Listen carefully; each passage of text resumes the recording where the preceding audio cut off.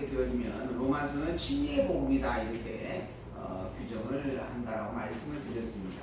진리의 복음이란 하나님께서 예수 그리스도 이 땅에 보내셨다라고 하는 이 복된 소식을 우리에게 알게 하셨는데 이 복음이 이루어진 성질이 하나님의 절대 주권으로 되어졌다라는 의미의 말씀이다라고 표현을 설명을 해드렸습니다.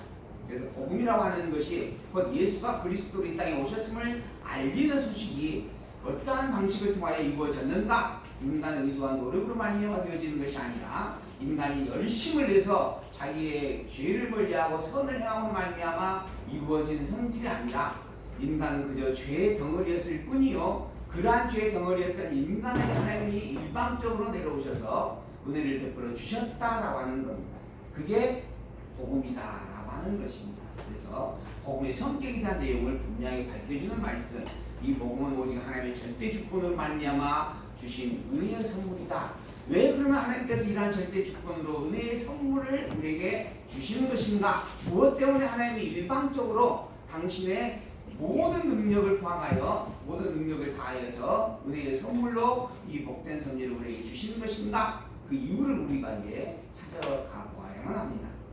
이 세상에는 공짜가 없다 그렇게 이야기를 합니다. 하나님께서 공짜로 주셨을까?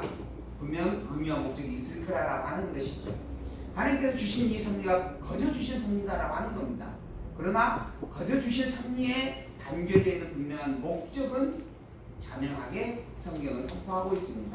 그것은 곧 하나님의 살아계심과 그 하나님의 여호와인 것을 깨달아 알아서 온전히 그 여호와 되신 하나님만을 찬양하고 경배하게 하기 위함이었다라는 겁니다.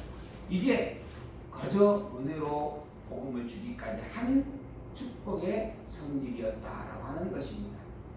그래서 우리는 그러한 하나님의 살아계심과 여호와 되심이라고 하는 것을 다시 한번 분명하게 말씀을 통하여 회고해보고 더불어 그러한 여호와 하나님을 믿고 살아가는 우리의 성도의 신앙의 고백이 담겨져 있는 삶의 모습이 어떠한 모습인가라고 하는 것을 배워갈 수 있는 그런 지혜와 그런 총명함이 성경 말씀을 통하여 확인되어 줄 수 있는 시간이 되기를 소망을 합니다. 오늘 본문에 기록되어 있는 말씀은 신령한 예배 생활이다 이렇게 규명할 수 있는 부분인데 이 세상에 살아가는 삶 속에서 있을 일들에 대하여서 우리가 실제 삶의 현장 속에서 행할 수 있는 행해야 되어지는 일들에 대하여서 가르쳐주고 있는 말씀들입니다. 오늘 13장 본문을 우리가 함께 살펴보았지만 그 첫 번째 이야기도 무엇이냐 하면 권력을 가지고 있는 자에게 복종하라라고 하는 말씀으로 시작을 하고 있습니다. 그러니까는 권력을 가진 자라고 한다라고 하는 표현은 세상의 정치 또는 나름대로의 강력한 힘을 가지고 있는 통치자를 가리키는 표현입니다. 그리고 그 통치자에게 복종하며 사는 게 성도다운 일이다라고 말씀하고 있는 겁니다. 통치자에게 복종하지 아니하는 그런 모습들이 우리는 참 다양한 모습을 통해서 살펴볼 수가 있습니다. 지금 현재 광화문 앞에서 데모를 하고 피켓 시위를 하고 또는 모임을 갖고 하는 그러한 부분들도 사실은 복종의 모습이 아니다라고 하는 것은 자명한 이야기들이죠. 그렇다고 한다면 왜 성경은 복종하라고 하는 것인가? 더불어 복종은 무조건 해야 되는 것인가? 아니면 저렇게 복종하지 않는 일이 또한 옳은 것인가? 그리고 복종하지 않는다라고 한다면은 왜 복종을 하지 않는 것인가? 라고 하는 부분들을 우리가 이제 하나하나 미구하고 살펴갈 수 있는 그런 지혜가 오늘 본문에 담겨져 있는 부분이다라고 하는 것이죠. 그래서 오늘 이 본문에 있는 내용들은 성도의 실제적인 생활에 관계된 내용을 가르쳐주는 말씀입니다. 그런데 이 실제적인 성도의 생활에 대한 내용을 가르쳐주기까지의 과정 속에서 우리는 무엇을 살펴보았는가? 로마서 앞부분에서부터 시작하여서 우리는 복음에 대한 정의와 그리고 그 복음을 우리에게 주신 성질에 대한 내용들을 하나하나 분명하게 살펴본 바가 있습니다. 로마서 12장부터 기록되어 있는 말씀을 우리가 지금 오늘 보게 되어지는데 이 로마서 12장부터 기록되어 있는 이 생활에 관계된 말씀은 로마서 1장에서부터 기록되어 있는 말씀을 근거로 하여 우리에게 주어지고 있다라고 하는 것입니다. 이걸 잊어버리면 안 됩니다. 그래서 12장부터 나타나는 13장 오늘 본문에 기록된 말씀은 권력에게 복종하라라고 하는 말씀이에요. 복종하라. 이 복종이라고 하는 부분에 대하여서 무조건 복종을 하라고 하는 의미가 되어지는 것인가, 무조건 복종하라는 명령적 표현의 말인가 라고 하는 부분들을 바로 우리가 문제 제기를 할 수밖에 없는 것이죠. 교회를 위하여서 애쓰고 있는 통치자에게서 당연히 복종할 수밖에 없고 오히려 그걸 기뻐하는 것이 당연한 일들일 겁니다. 그런데 교회를 핍박하는 그런 정치 지도자가 있다라고 할 때 그 지도자에게도 우리가 복종을 해야 되는가 라고 하는 문제가 발생하는 거죠. 근데 오늘 본문에서는 세상에 있는 권력자에게 무조건 복종하라라고 말씀하고 있습니다. 그러니까 교회를 핍박하는 자일지라도 복종을 해야 된다라고 하는 말로 해석이 되어질 수 있다라고 하는 것이죠. 그래서 이 말을 제대로 이해하려면 어디부터 필요하냐? 로마서 1장에서부터 내용이 필요하다라고 하는 것입니다. 이 한 구절만 가지고 성경을 풀어낸다라고 하는 것은 너무 어불성설이다라고 하는 것입니다. 그래서 우리가 지금 현재까지 로마서 1장에서부터 많은 내용을 다 섭렵하여서 오늘 본문 로마서 12장, 13장에 다다랐다라고 하는 것입니다. 그렇다고 한다면 로마서 1장에서부터 기록되어 있는 내용들은 무엇이었는가? 그 첫 번째는 복음의 정의였습니다. 복음이란 무엇인가? 라고 하는 것이었죠. 이 복음이란 예수가 그리스도라고 하는 사실이다 라고 하는 겁니다. 예수가 그리스도다. 즉 그리스도는 하나님께서 구약 성경의 모든 성령을 통하여서 보내주겠다라고 약속하신 메시아인데 이 메시아인 그리스도를 이 땅에 보내셨고 그분이 바로 예수님이시다라고 하는 겁니다. 그래서 예수님이 그리스도라고 믿는 이 신앙을 이 소식을 알고 증거하는 일들이 복음에 합당한 일들이고 소식이다라고 하는 겁니다. 그리고 더불어서 이 복음은 예수를 그리스도로 보내신 이 모든 섭리는 하나님께서 하나님의 절대 주권으로 이루어지신 일이었다라고 하는 겁니다. 인간의 어떠한 의지와 노력으로 되어지는 것이 아니고 오직 하나님께서 일방적으로 당신의 절대 주권으로 주셨던 사건이었다라고 하는 겁니다. 그리고 이 사건의 근본 뿌리가 어디부터 시작되어졌는가? 창세된 영혼에서부터 시작되어졌다라고 하는 겁니다. 창세된 영혼에서부터 이미 하나님께서 작정과 예정의 승리를 통하여서 택자와 불택자를 규정하시고 택자인 그들에게 하나님께서 죽음에서 건져내 천국의 복을 누리게 하겠다라고 하는 약속을 선포하시고 약속하신 그 약속을 이루기 위하여 메시아를 보내겠다라고 약속하신 말씀 따라 메시아를 이 땅에 보내주셨고 그 보내준 메시아가 바로 예수님이었다라고 하는 것을 증거해주는 내용이다라고 하는 거죠. 그래서 결국 이 모든 것들에 대한 로마서 13장에 기록되어 있는 말씀을 바르게 이해를 하려면 결국 로마서 1장에서부터 내용을 섭렵을 해야 되고 더 나아가서는 이 세상 모든 만물을 창조하고 있는 창세기부터의 성경에 있는 내용들을 섭렵을 해야만 사실은 올바르게 이해할 수 있는 부분이 되어진다라고 하는 거죠. 이걸 위하여서 우리가 지금 한 3년여 기간 동안 4년여 기간 동안 창세기부터 시작해서 구약에 기록되어 있는 내용들을 하나하나 빼먹지 아니하고 읽어왔던 것이고 그리고 나서 지금 현재 오늘 본문을 지금 살펴보게 되어지는 겁니다. 오늘 본문에 기록되어 있는 이 생활이라고 하는 본문의 말씀은 명령으로 표현이 되어집니다. 근데 이 명령이라고 하는 것은 하나님이 우리에게 주어지는 말씀이라고 하는 것입니다. 하나님께서 우리에게 주어지는 말씀은 사실은 모든 게 명령입니다.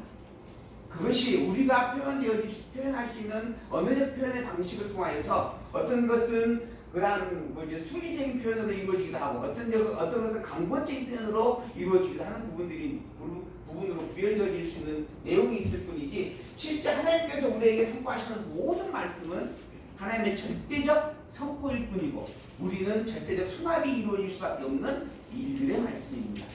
그런데 그것을 특별히 생활이라는 부분에 있어서는 우리가 쓰여지는 용어의 명령적 용어로 표현되어져 있는 것을 우리는 아주 분명하게 볼 수가 있습니다. 그래서 자칫 잘못하면 이 명령이라는 하는 부분에 대해서 하나님은 명령자예요. 난 내가 수행을 해야 된다. 내가 열심을 해야 된다라고 하는 부분으로 그렇게 우리가 착각하고 오해하는 일들이 있을 수 있습니다. 그러나 근본적으로 보면 하나님께서 명하시는 모든 말씀은 나로 하여금 순종하고 복종할 수밖에 없는 절대적 성질을 가지고 있다라고 하는 것. 이걸 염두에 두고 보시면 이 명령으로 표현되어지는 말씀이 내가 살아가는 삶에서 교훈으로 여겨 볼 수 있는 교훈으로 접근하고 살펴볼 수 있는 말씀이 아니라 하나님이 당신을 증거하고 있는 말씀으로서의 계시의 성질을 가지고 있구나라고 하는 것을 우리가 통찰적으로 이해할 수 있는 부분이 되어진다라고 하는 것이죠. 그래서 단순히 이 명령 하라 했으니 그렇게 하면 된다라고 하는 부분으로서 이 부분을 이해하기보다는 왜 이러한 명령적 표현으로 이 말씀을 하고 계시는가, 그리고 이러한 명령이 과연 내가 순종한다고 순종되어질 수 있는 말인가, 내가 그것을 이루만 능력을 가지고 있는가, 그러지 못한다라고 한다면 하나님께서 주시는 이 명령은 결국은 어떤 성질의 것인가 라고 하는 것을 새겨볼 수 있는 그러한 지혜가 함께하기를 소망하면서 오늘 말씀을 살펴보고자 합니다. 12장에 기록되어 있는 말씀, 12장 그때 말씀은 12장 예배의 생활 가운데 있어서 성도에게 있어서의 가장 기본적인 근본된 기준과 중심에 대한 이야기를 선포하였던 것을 우리가 이 앞 시간에 간단히 살펴봤습니다. 하나님께서 복음으로서의 말씀, 복음을 이 땅에 보내셨고 그 복음을 보내신 성질이 하나님 당시에 절대 주권의 성리였다라고 하는 것을 선포하였고, 그리고 난 다음에 그러한 절대 주권의 성기로 말미암아 성도의 이름을 가진 자에게 주어지는 말씀이다라고 하는 것이 지금 12장부터 기록되어가는 내용입니다. 이게 성도 된 자에게 주어지는 말씀이에요. 성도 되어진 자라고 하는 말의 표현은 이미 예수 그리스도로 말미암아 천국의 생명을 가지고 있는 시민권자다라고 하는 겁니다. 이미 천국의 백성된 자를 가리키고 있다라고 하는 겁니다. 그런 천국의 백성된 자에게 왜 이 땅에서 살아가는 삶의 모습을 명령적 말씀으로 표현해주고 있는 것인가? 그것은 이 땅에서 살아가는 지혜를 얻게 하려는 게 아닙니다. 그러한 명령적 말씀의 삶의 의미의 본질 속에 그러한 일들의 주인 되신 이가 누군지를 가르쳐주기 위해서 그러한 말씀을 주고 있다라고 하는 것입니다. 이게 본문에서 증거되어 있는 내용들입니다. 그래서 그러한 본문에 대한 내용을 통체적으로 함께 살펴갈 수 있기를 소망을 해봅니다. 그러한 하나님의 참 주인이심을 깨달아 알고 하나님을 기억하며 살아가는 삶이 성도다운 삶인데, 그러한 성도의 성도다운 삶을 위하여서 첫째로 필요한 게 무엇인가? 몸을 거룩한 산제서로 드린다라고 하는 것입니다.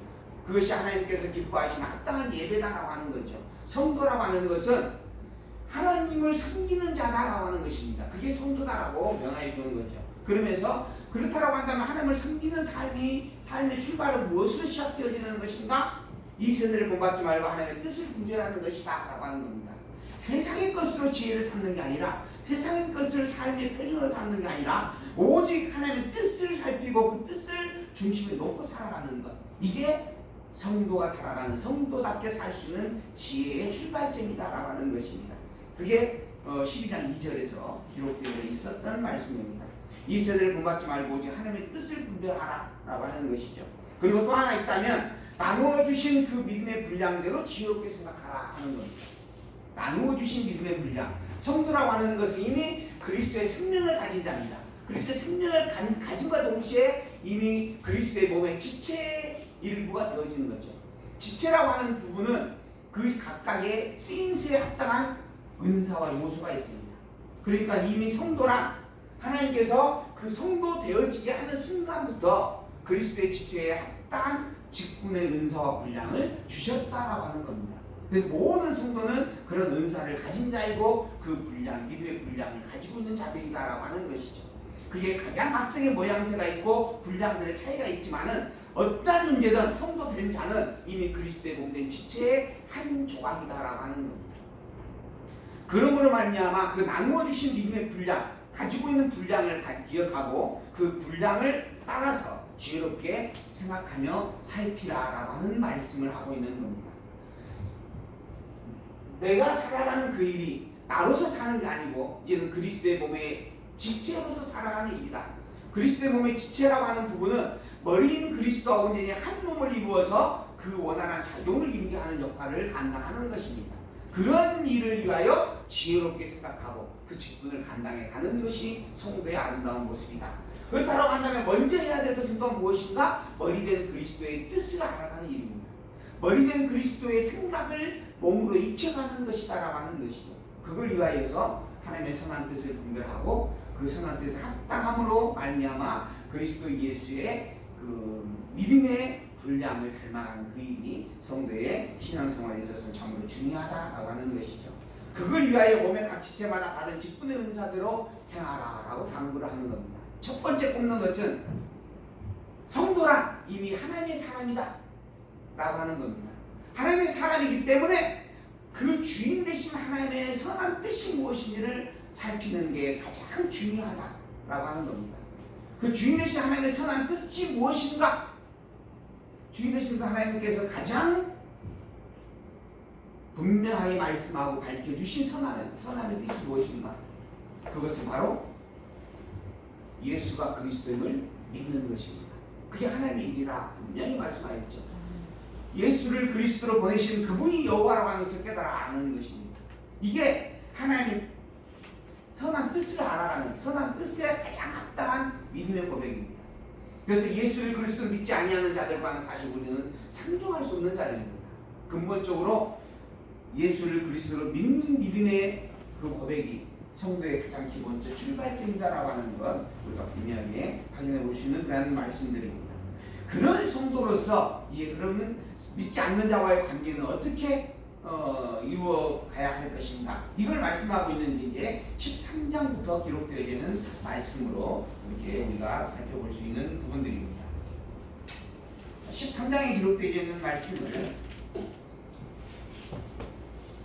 본문을 통해서 살펴보도록 하겠습니다.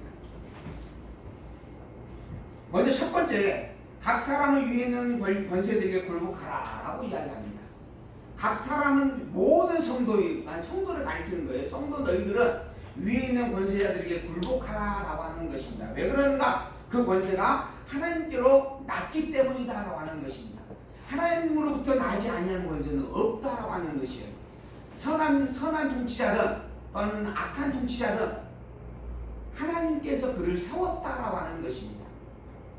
이 세상 모든 만물의 주인이 하나님이십니다. 그리고 모든 만물을 다스리는 이도 하나님이십니다. 그래서 우리는 우리의 생사화복의 주관자라고 고백을 합니다.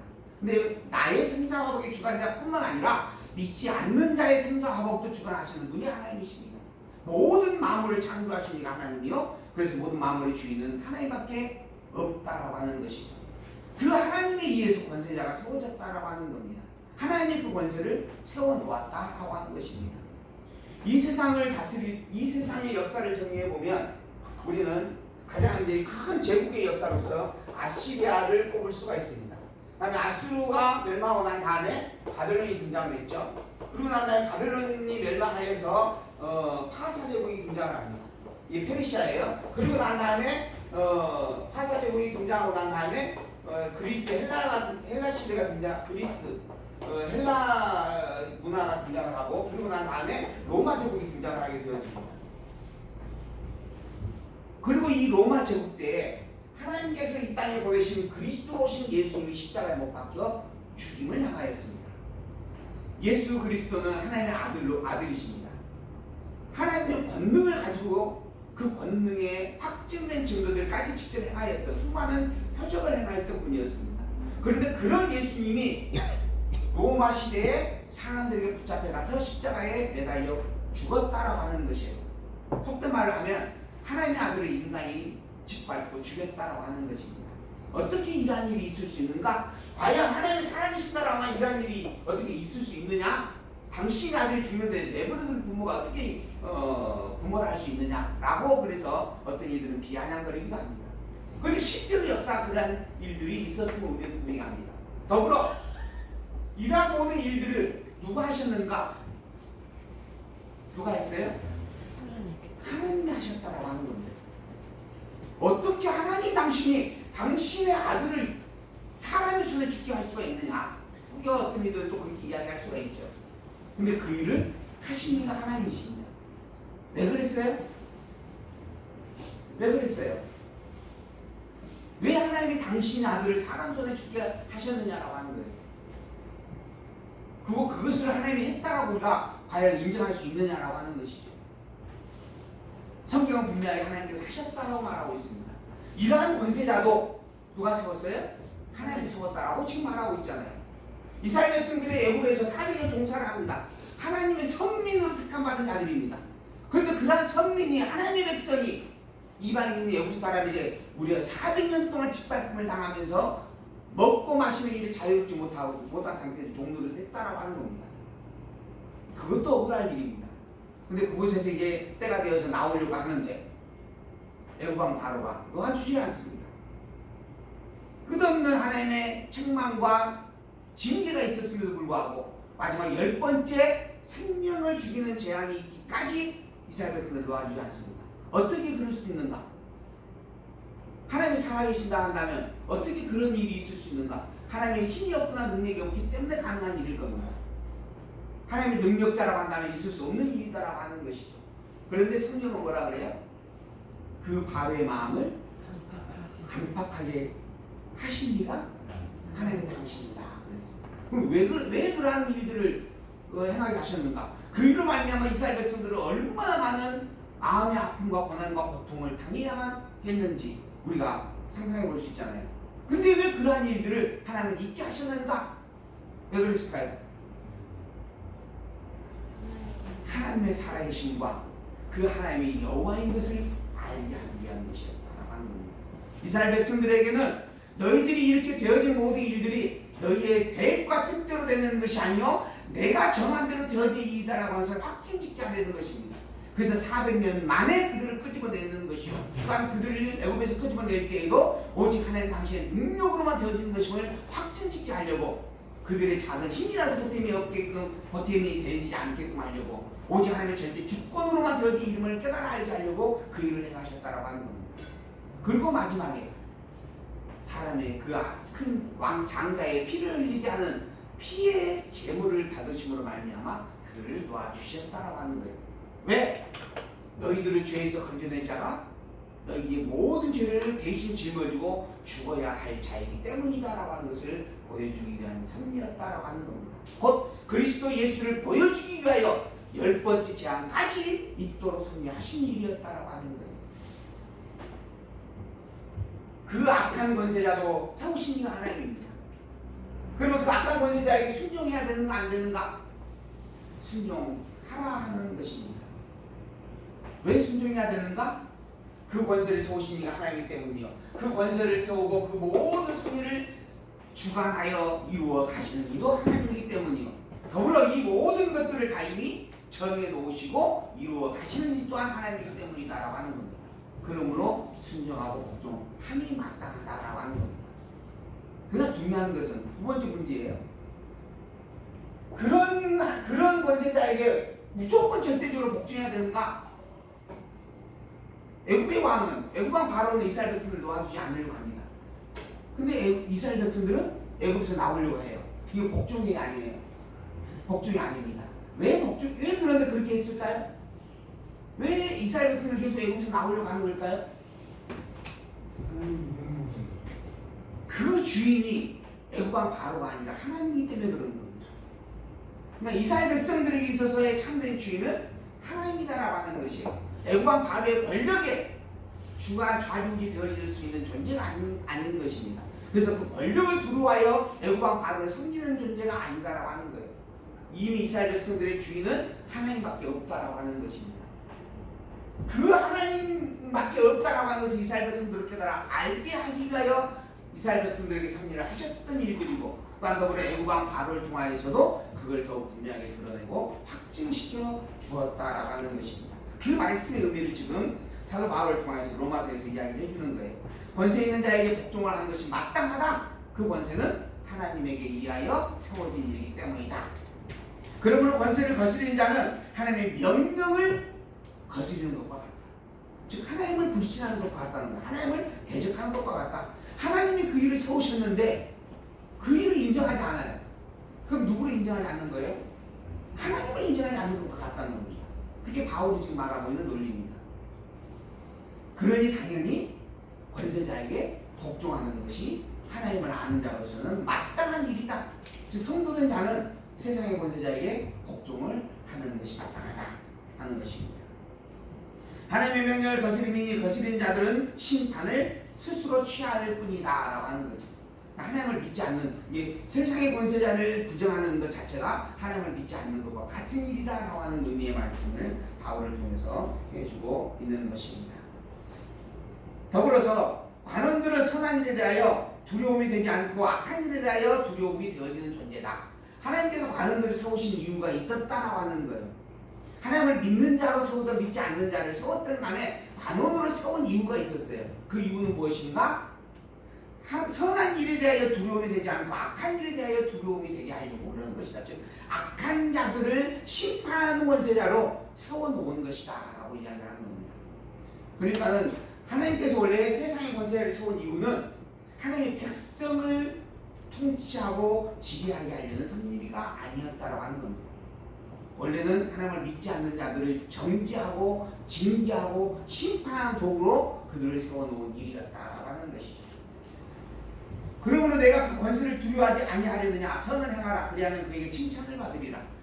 결국 하나님께서 그 권세자를 세웠고 그에게 권세를 주어서 악한 일에 대하여 경계하게 하는 섭리로 세운 일이기 때문에, 그러므로 그 권세를 두려워하는 것이 마땅하고 그 권세에 순종하는 것이 또한 합당한 일이다라고 이렇게 설명을 해주고 있는 부분들이죠. 그는 하나님의 사자가 되어서 내게 선을 이루는 자다 하는 겁니다. 하나님의 사자다라고 하는 거예요. 하나님을 믿지 않는 권세자일지라도 그는 하나님의 사자의 역할을 감당하고 있는 자다 하는 겁니다. 더불어 그 일들이 악을 경계하는 일들을 세운 본질을 가졌다고 한다면 선을 행하는 너희에게 있어서는 참으로 이로운 일이다라고 하는 것이죠. 그러므로 그러한 권세자에게 복종하고 그들을 협력하는 게, 그들과 협력하는 게 성도는 참으로 마땅하고 합당한 일이다.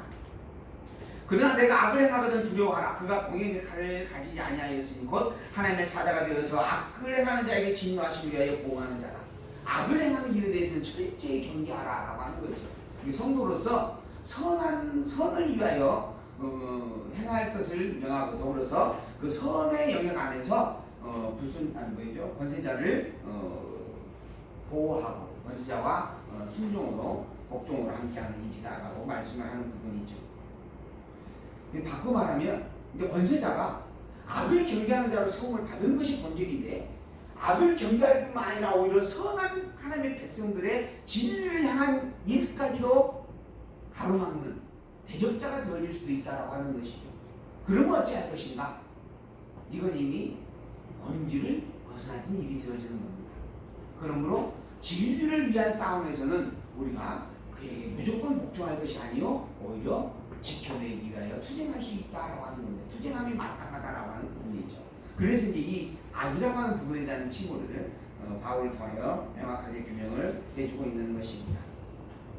하나님을 아는 자든 알지 못하는 자든 모든 이의 주인이 하나님이고 그 권세자 또한 하나님이다라고 하는 것, 우리가 결단코 잊지 말아야 할 부분들입니다. 모든 만사는 하나님이 창조하셨으며 또한 직접 주관하여 이루고 있는 일들이다라고 하는 것, 이건 성경을 통하여 증명되어지는 분명한 진리의 말씀입니다. 그러므로 세상의 섭리에 순종하고 복종하는 것 역시 하나님을 믿고 신뢰하는 자에게 있어서는 마땅한 일이 되어지는 섭리입니다. 더불어 그러한 하나님의 섭리가 선한 도구가 있고 악한 도구가 있다라고 하는 것, 우리가 또한 성경을 통해서 살펴볼 수 있는 부분이죠. 그래서 무조건 복종이 아니다라고 하는 겁니다. 하나님의 선한 일을 위하여, 즉 진리를 지켜내는 일을 위하여서는 오히려 그 권세자와 싸울 수도 있고, 그래서 우리가 이 지상교회를 진리를 지켜내는 투쟁하는 교회다라고 그리고 이야기를 하고 있는 부분들이죠. 5절입니다. 그러므로 굴복하지 아니할 수 없으니 노를 인하여만 할 것이 아니요 또한 양심을 인하여 할 것이라.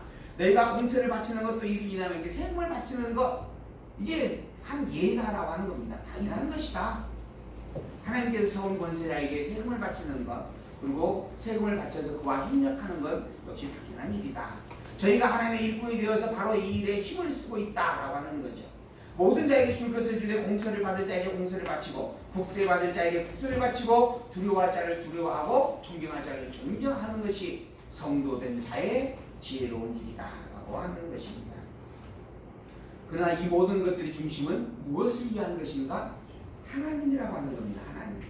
그 권세자를 세운 이가 하나님임을 인정하기 때문에 그 하나님의 뜻에 순종하여 권세자에게 복종하고 있는 것이다 라고 그렇게 분명히 말씀을 해주는 겁니다.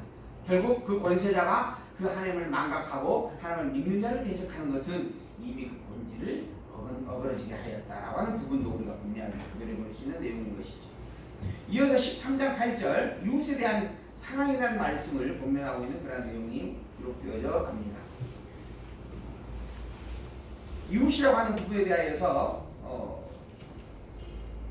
성경을 보게 되어지면 여러 가지 개념들이 있습니다.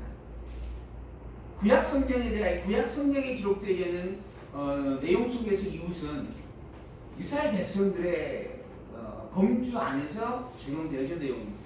구약 성경의 모든 말씀은 하나님의 모세에게 율법을 주신 모든 말씀은 누구를 위하여 준 말씀인가? 선민인 이스라엘을 위하여 준 말씀입니다. 그 이스라엘 이외의 모든 존재들은 이방인이라 치는 거 아니고 이들은 하나님의 백성하고 상종할 수 없는 존재로 취급이 되어졌습니다. 그래서 이 구약 성경에 기록되어 있는 이웃이라고 하는 이 표현은 이스라엘 백성들 가운데 있어서의 관계를 이야기하는 부분이다라고 하는 겁니다. 그리고 또한 누가복음에 보게 되어지면 강도를 만난 자의 이웃이 기록이 되어집니다. 강도를 만난 자의 이웃에 대한 부분에 있어서 한 사람이 사마리아 지역으로 가다가 강도를 만났어요. 근데 제사장이 지나가다가 모른 척하고 갑니다. 그 다음에 또 바리새인이 지나가다가 모른 척하고 가죠. 그 다음에 사마리아인인가요? 사마리아인이 지나가다가 그 강도 만난 자를 이렇게 치료해주고 또 여관에다가 옮겨놓고 그리고 여관 숙비까지 다 제공을 해주고 또 부족하면 자기가 오면서 다 지불해주겠다. 그러니 잘 치료해달라고 부탁까지 하였던 그런 일들이 있습니다. 그러면서 이곳에 이때 진짜 참 이웃이 누구냐 하고 질문하였던 그런 부분이 있었죠. 그래서 그 참 이웃에 대한 부분의 개념이 뭐냐 하면 그 강도 만난 자와 함께 한 자가 진정한 참 이웃이었다라고 그렇게 말하고 있습니다.